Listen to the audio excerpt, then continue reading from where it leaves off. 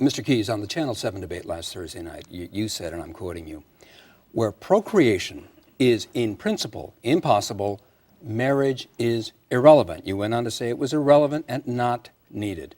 What about marriage between people who are well beyond their childbearing age? Irrelevant, not needed? No, it's simply a misunderstanding.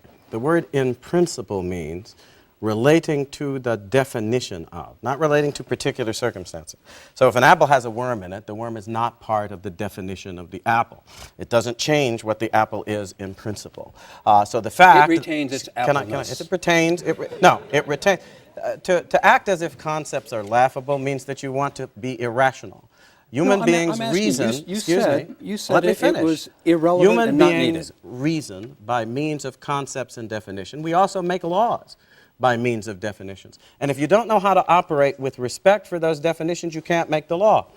An individual who is impotent or another who is infertile does not change the definition of marriage in principle.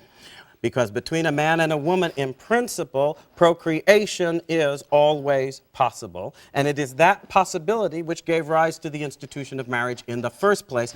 As a matter of law, it's still as a matter of law possible and government. in principle. But when it is impossible, as between two males or two females, you're talking about something that's not just incidentally impossible, it's impossible in principle. And that means that if you say that that's a marriage, you are saying marriage can be understood in principle apart from procreation. You have changed its definition in such a way as, in fact, to destroy the necessity for the institution. Since the only reason it has existed in human societies and civilizations was to regulate, from a social point of view, the obligations and responsibilities attendant upon procreation. So when you start playing games in this way, you are actually acting as if the institution has no basis independent of your own arbitrary whim. And if you don't mind my saying so, that's what we just heard. We heard something that wasn't based on reasoning, it wasn't based on logic, it was based on vague feelings and respect. It was based on your quote No, I don't mean last that. Thursday night. I'm not talking about me.